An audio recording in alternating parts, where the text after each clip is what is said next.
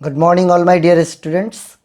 Indian civilization and culture का short questions अभी तक आप लोगों का मैंने नहीं कराया है, तो आज मैं इस वीडियो में शॉर्ट क्वेश्चंस करा देता हूं। टेक्स्ट मैंने पहले ही पढ़ा रखा है, अगर आप नहीं पढ़े हैं तो एक बार पढ़ लीजिएगा, वीडियो है चैनल पर। और उसके बाद शॉर्ट क्वेश्चंस आप अपने नोटबुक में तैयार कीजिएगा, अपने फेयर कॉपी में। आप चाहें तो मोबाइल पर स्क्रीनशॉट लेकर और अब बाद में आप उसको नोट कर सकते हैं। तो समझने के लिए तैयार हो जाइए। पहला क्वेश्चंस, तो पहला क्वेश्चन है, how is Indian civilization different from European civilisation?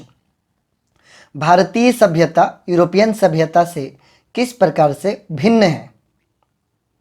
इसका आंसर है, the difference between both the civilisation is that Indian civilisation teaches morality whereas European civilisation propagates immorality. दोनों सभ्यताओं के बीच में अंतर यह है कि भारतीय सभ्यता नैतिकता पढ़ाती है, जबकि यूरोपीय सभ्यता अनैतिकता का प्रचार करती है। अगर आपने टेक्स्ट पढ़ा होगा तो यही बात पूरे चैप्टर में चर्चा हुई थी। तो दूसरा क्वेश्चन अब आप लोग देखेंगे, why does Gandhi say that mind is a restless bird? What makes the mind restless? Gandhi ji क्यों कहते हैं कि मस्तिष्क एक चंचल चिड़िया है, और कौन सी वो चीज़ है जो कि मस्तिष्क को चंचल बनाती है? ये आपका क्वेश्चन हो गया। आंसर देखें, Gandhi says so because he sees that mind keeps changing and demanding. Man's unlimited number of wants make the mind restless. Gandhi ji says so ऐसा कहते हैं, गांधी जी ऐसा कहते हैं क्योंकि वो देखते हैं कि मस्तिष्क बदलते रहता है और डिमांड करते रहता है। ये पहला इसका आंसर हो गया कि गांधी जी ऐसा क्यों कहते हैं। और इसी में एक और सवाल है कि कौन सी चीज मस्तिष्क को रेस्टलेस बनाती है? Man's unlimited number of wants, मनुष्य की असीमित ज़रूरतें मस्तिष्क को रेस्टलेस यानी कि बेचैन या चंचल बनाती है। अब देखिए आप लोग question number 3, Why did our ancestors dissuade us from luxuries and pleasures? हमारे पूर्वजों ने हमें सुख सुविधा और ऐशो आराम से दूर क्यों रखा, डिसवेड क्यों किया? आंसर देखिए, Our ancestors dissuaded us from luxuries and pleasures because they knew that if we set our hearts after such things, we would become slaves and lose our moral fiber. हमारे ancestors ने हमें dissuade किया luxuries और pleasures से, because क्योंकि they new way जानते थे that कि if we set our hearts यदि हम अपना दिल लगा देंगे इन सब चीज़ों के पीछे, आफ्टर मतलब के पीछे भी होता है, तो हम स्लेव्स बन जाएंगे मतलब गुलाम बन जाएंगे और अपना नैतिक आवरण खो देंगे। फाइबर मतलब कपड़ा यानी लूज मतलब खोना। यदि हम लग्जरीज और प्लेजर्स के पीछे अपने दिल को लगा देंगे तो हम अपना नैतिक आवरण खो देंगे। ये क्वेश्चन 3 हो गया। क्वेश्चन 4 देखें, why according to Gandhi have we stuck with the same kind of plough as existed thousands of years ago? Gandhi ji के अनुसार क्यों हम उसी प्लाऊ यानी कि हल से काम अभी भी चलाते हैं, यानी कि उसी हल पर हम अभी भी अटके हैं, स्टक हैं, जो कि हजारों वर्ष पहले हुआ करता था? तो आंसर देखिए इसका, according to Gandhi we have stuck with the same kind of plough as existed thousands of years ago because he thinks that modern inventions of cultivation will make us lazy. Gandhi ji के अनुसार हम अटके हुए हैं उसी प्रकार के हल के साथ जो कि थाउजेंड्स ऑफ ईयर्स यानी कि हजारों वर्ष पहले एग्जिस्ट करता था, क्योंकि उनका सोचना है यानी कि गांधी जी का सोचना है कि ये मॉडर्न आविष्कार खेती का, कल्टीवेशन के ये मॉडर्न जो आविष्कार हैं ये हमें लेजी मेक करेंगे यानी कि लेजी बना देंगे। कृषि के आधुनिक उपकरणों का प्रयोग करने से हम आलसी हो जाएंगे, इसी वजह से हम आज भी अपने हल को ही चलाते हैं, यही कहना है गांधी जी का। क्वेश्चन नंबर 5 देखिए, how did our ancestors view large cities? हमारे पूर्वज बड़े शहरों को किस प्रकार से देखा करते थे? आंसर देखिए, our ancestors viewed large cities as a snare and a useless encumbrance where people could not be happy। यहाँ पर बी छूट गया है, आप लोग नोट कर लेंगे टाइपिंग के समय। हमारे पूर्वज बड़े शहरों को एक स्नेयर के रूप में देखते हैं, यानी कि जाल के रूप में देखते हैं, और एक यूजलेस यानी कि बेकार, इनकम्ब्रेंस यानी कि बोझ के रूप में देखते थे। हमारे पूर्वज, व्यू मतलब देखना, ऐसे बोझ के रूप में देखते थे जहां पीपल खुश नहीं रह सकते थे, could not be happy, be लगा लेंगे यहां पर। नेक्स्ट देखिए, why were our ancestors satisfied with small villages? हमारे पूर्वज छोटे छोटे गांवों से ही क्यों सेटिस्फाइड थे? आंसर देखिए, our ancestors were satisfied with small villages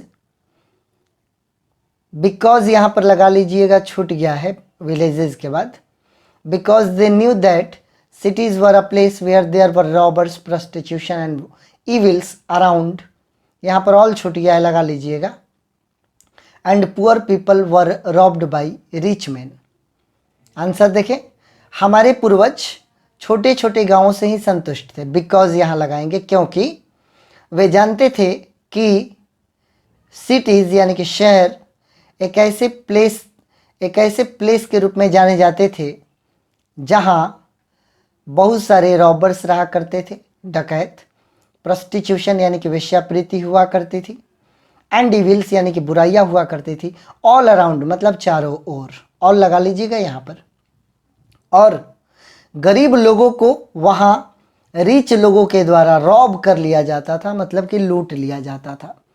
और यही कारण है कि हमारे पूर्वज किस चीज़ से संतुष्ट थे? स्मॉल विलेजेस से संतुष्ट थे। नेक्स्ट क्वेश्चन,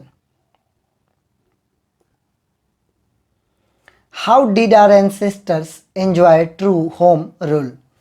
हमारे पूर्वज सच में होम रूल कैसे एंजॉय करते थे, घर का शासन वो कैसे एंजॉय करते थे? आंसर देखें, our ancestors lived independent lives and followed their respective agricultural occupations, thus they enjoyed true home rule.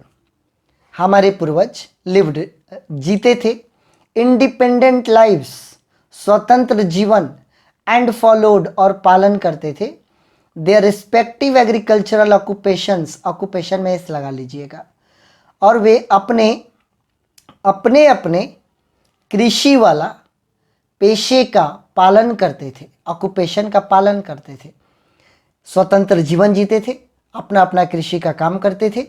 10 इस प्रकार से वे सच में ट्रू होम रूल एंजॉय करते थे। नेक्स्ट देखें, what according to the author is modern civilization? Author के अनुसार modern civilization क्या है? According to the author, modern civilization is sheer materialism, it is the worship of material। According to the author यानी कि लेखक के अनुसार, यानी कि गांधी जी के अनुसार, मॉडर्न सिविलाइजेशन क्या है? तो मॉडर्न सिविलाइजेशन sheer यानी कि पूर्ण, मटेरियलिज्म यानी कि भौतिकवाद, आधुनिक सभ्यता पूर्ण भौतिकवाद है, यह पदार्थ की पूजा है, it is the worship of material. Next, what did the author convey to the countryman about dealing with modern civilization? Author यानी कि लेखक अपने देशवासियों को मॉडर्न सिविलाइजेशन से किस प्रकार से डील करने का मैसेज देते हैं, मतलब कैसे मॉडर्न सिविलाइजेशन के साथ व्यवहार करना चाहिए, उसके लिए क्या संदेश देते हैं ऑथर अपने देशवासियों को? आंसर दे। The author conveyed to the countryman that they must shun modern civilisation at all costs if they wanted India to rise to its fullest height. लेखक कन्वे करते हैं यानी कि संदेश देते हैं अपने कंट्रीमैन को, दिया उन्होंने अपने देशवासियों को कि उन्हें यानी कि देशवासियों को दे मतलब देशवासियों को उन्हें शन करना चाहिए यानी कि दूर रहना चाहिए। किससे? आधुनिक सभ्यता से। एट ऑल कॉस्ट्स हर कीमत पर। इफ यदि वे चाहते थे इंडिया को उसके फुलेस्ट हाइट पर यानी कि यदि वे चाहते थे कि भारत अपने पूर्ण ऊंचाई पर राइज करे तो उन्होंने अपने देशवासियों को कन्वे किया कि उन्हें मॉडर्न सिविलाइजेशन से किसी भी कीमत पर दूर रहना चाहिए। नेक्स्ट,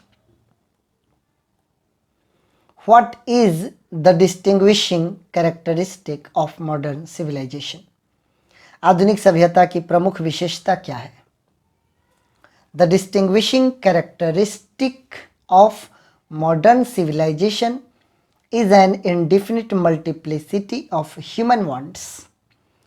आधुनिक सभ्यता की प्रमुख विशेषता है क्या? ये है indefinite असीमित, multiplicity गुणनखंड, of काम human मानव, wants जरूरत।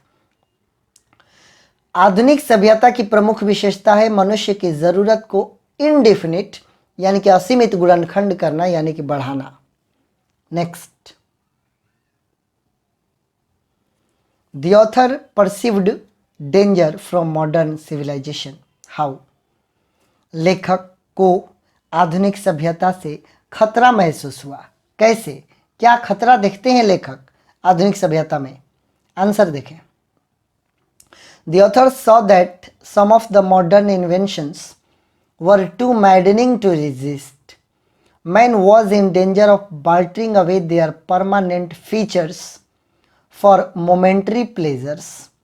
That's the danger the author perceived. Author ने देखा कि कुछ आधुनिक आविष्कार इतने पागल कर देने वाले थे कि उनका विरोध नहीं हो सकता था। ये TOO वाला रिमूव टू आप पढ़े होंगे ना, उसके स्ट्रक्चर पर ये हिंदी आप निकाल सकते हैं। मैन वॉज इन डेंजर, मनुष्य खतरे में था। किस चीज़ के खतरे में? बार्टर करने के खतरे में। बार्टर करना का मतलब होता है कि कुछ मैं दूं और कुछ तुमसे लूं, आदान प्रदान करना। तो मनुष्य बार्टर करने के खतरे में था। क्या बार्टर करने के? मनुष्य अपना परमानेंट फीचर्स यानी कि जो उसकी परमानेंट विशेषताएं थी उसको वो दे रहा था, मोमेंट्री प्लेजर्स ले रहा था यानी कि क्षण भर के आनंद के लिए वो अपनी परमानेंट विशेषताओं को दे रहा था। दैट्स द डेंजर, यही डेंजर है जो ऑथर ने महसूस किया। किससे? मॉडर्न सिविलाइजेशन से। नेक्स्ट देखें, what does the author prefer to materialism? Author यानी कि लेखक मैटेरियलिज्म से अधिक किस चीज़ को प्रेफर करते हैं? किस चीज़ को वो ज़्यादा पसंद करते हैं? आंसर देखें। The author prefers spirituality to materialism. बहुत छोटा आंसर है। लेखक भौतिकवाद से अधिक आध्यात्मिकता को प्रेफर करते हैं यानी कि पसंद करते हैं। Next, what does our civilization depend upon? हमारी सिविलाइजेशन किस चीज़ पर डिपेंड करती है? आंसर देखें। Our civilization depends upon restricting human wants and promoting self-denial. हमारी सिविलाइजेशन इस चीज़ पर डिपेंड करती है। किस चीज़ पर? मानव की ज़रूरतों को रिस्ट्रिक्ट करने पर और स्वयं की इच्छाओं को डिनाइल को प्रोमोट करने पर।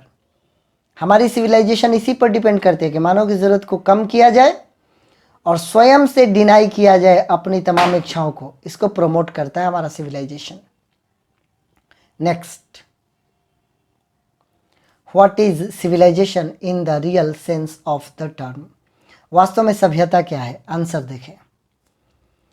Civilisation in the real sense of the term is deliberate and voluntary restriction of wants.